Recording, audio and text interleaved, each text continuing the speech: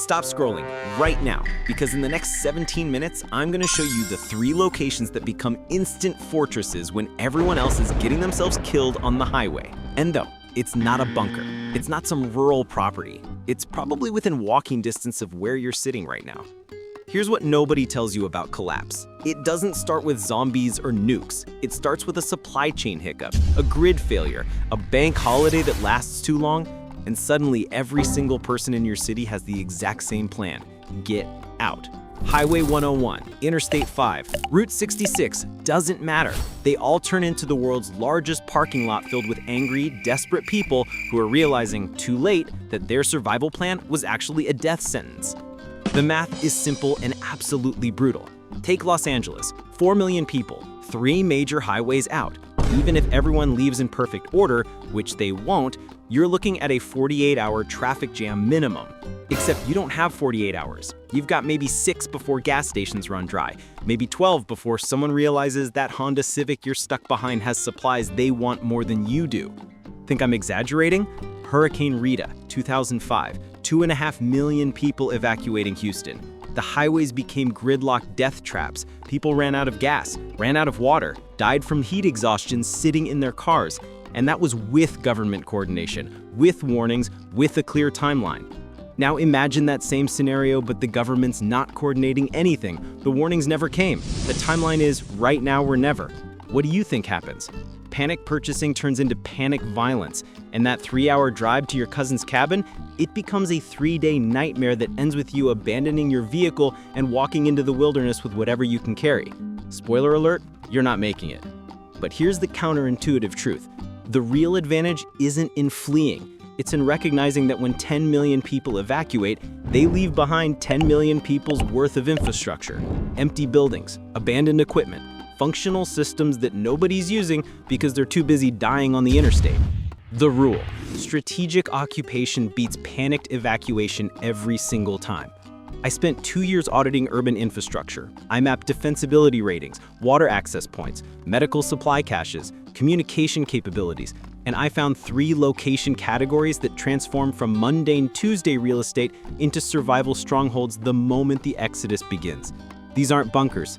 They're places you've walked past 1,000 times without noticing, places that looters will ignore, places that offer everything you need: water, medicine, communication, defense, while everyone else is fighting over the last bag of beef jerky at a ransacked gas station.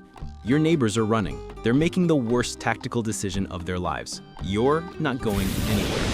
Fortress 1, the vertical throne nobody wants. First stop, boring commercial office buildings. Not the gleaming corporate towers, not the fancy downtown high-rises with marble lobbies. I'm talking about the forgettable 5 to 8 story structures that house small law firms, regional insurance offices, accounting firms, and consulting agencies you've never heard of. These buildings are everywhere. Every American city has dozens.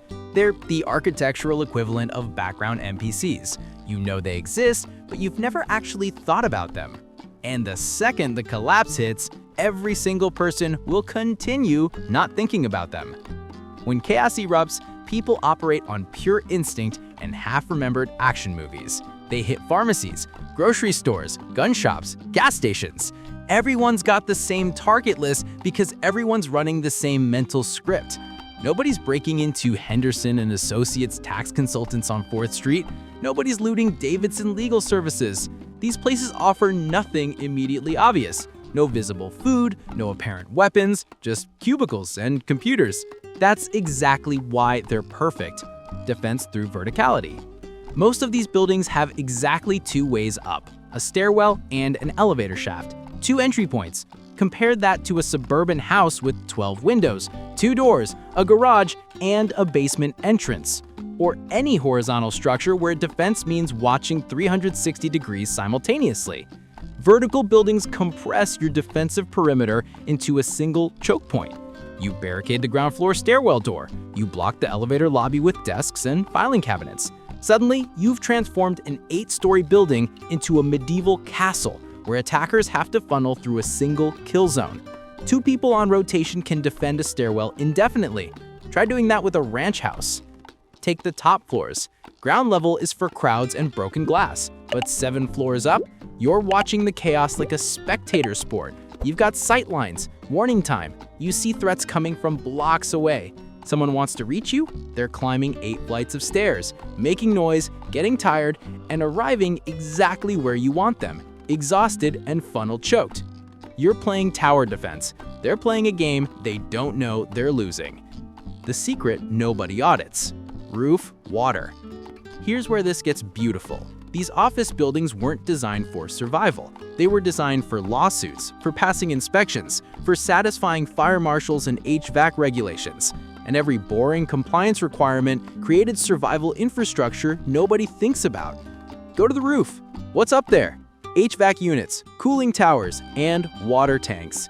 Commercial buildings store water. Fire suppression systems require reserves. HVAC systems need water for cooling. We're talking holding tanks with hundreds, sometimes thousands of gallons sitting there right there on the roof, completely untouched because nobody's thinking about plumbing infrastructure when they're looting bottled water. Now, real talk, this water isn't potable straight out.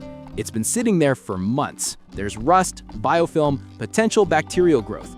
But you can fix that. Boil it. Heat kills bacteria. Get water to 212 degrees Fahrenheit for 1 minute, you've killed virtually everything that can hurt you. That's not survival wisdom, that's basic microbiology. The water molecules don't care about your apocalypse. H2O is H2O. Filter it through activated carbon if you can. Even a basic cloth filter catches particulates.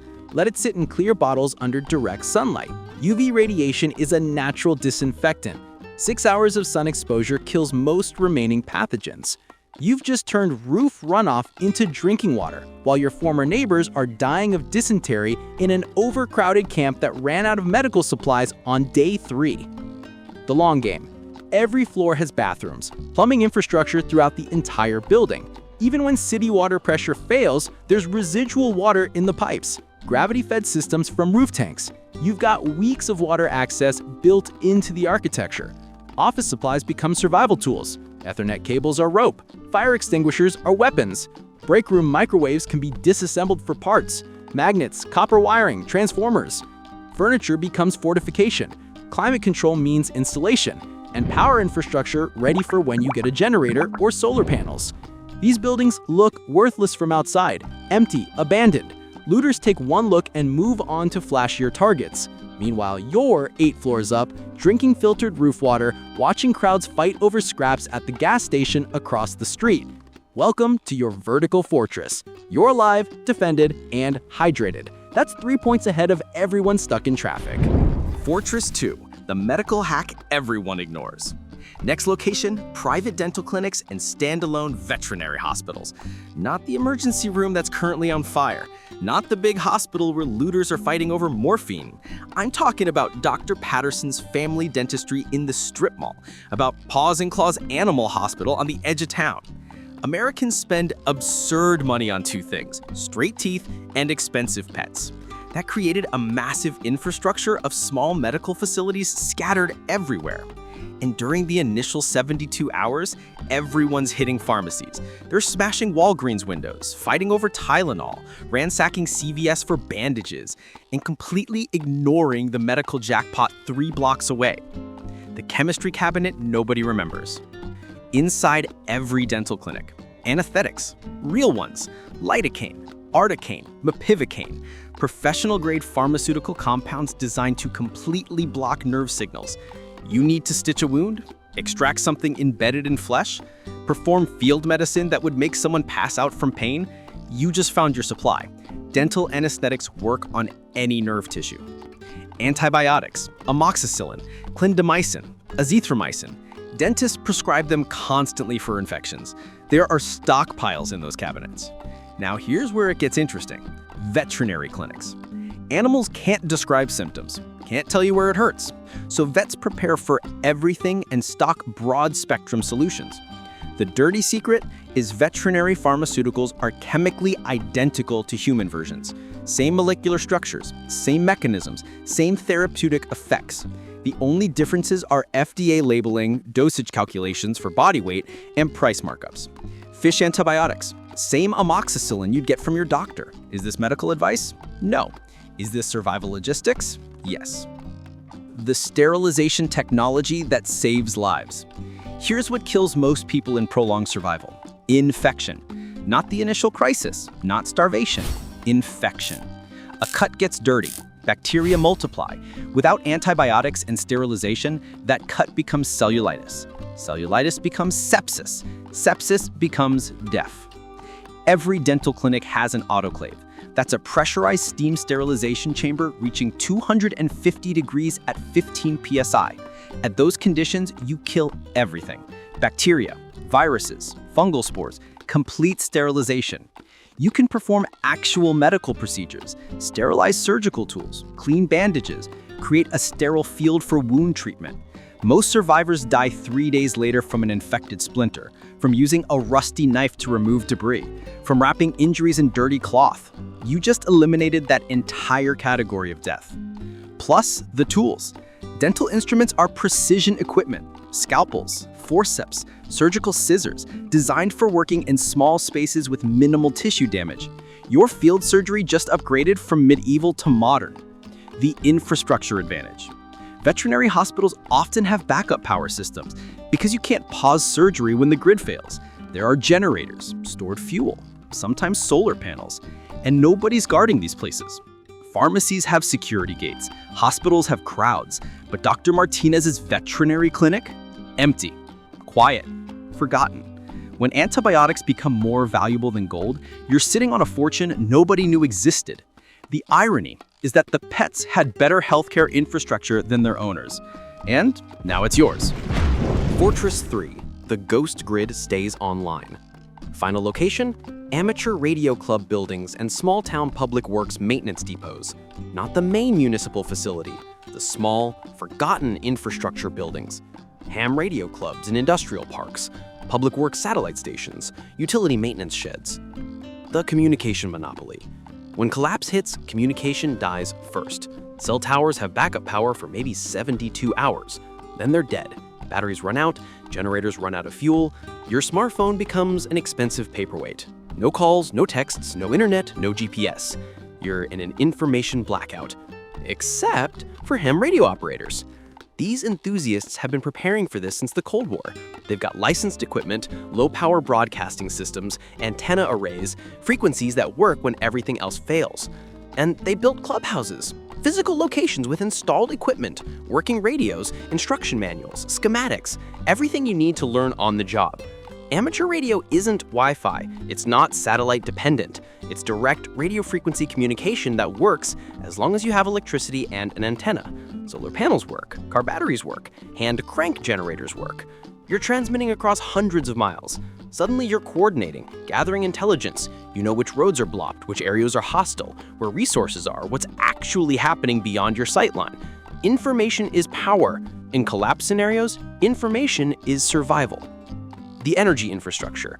Public works depots maintain traffic lights, water systems, electrical infrastructure. These cinder block structures behind chain link fences hold backup generators, stored fuel in quantities that would make a gas station jealous. Solar panel systems, tools, industrial grade equipment, welding gear, construction materials. You're not just surviving, you're building. The strategic positioning. Ham radio clubs are built on elevated terrain for signal transmission, but elevation isn't just for radio, it's tactical advantage. You see threats approaching, you spot opportunities, you control the high ground. Ancient military wisdom. Whoever holds the high ground wins. Vision equals advantage. Advantage equals survival. The niche invisibility. Here's the beautiful part. Niche hobbies are invisible until critical. How many people know where the ham radio club meets? Nobody's looting it because nobody remembers it exists. They're fighting over generators at Home Depot that sold out on day 1. You walked into an empty building, flipped switches, read manuals, and suddenly you're broadcasting. Connected, not alone in the dark. The brutal mathematics of staying. Everyone else is choking on highway exhaust, fighting over gas station snacks, realizing fleeing was a terminal failure. You're fortified in a vertical stronghold with roof water, stocked with veterinary antibiotics and sterilization equipment, broadcasting on frequencies nobody else remembered. You didn't run, you occupied. You audited the infrastructure they abandoned and transformed it into a survival base. This isn't prepping, this is infrastructure analysis. Real survival isn't about tactical backpacks and knife collections, it's about water access, medical capability, communication infrastructure, defensive positioning.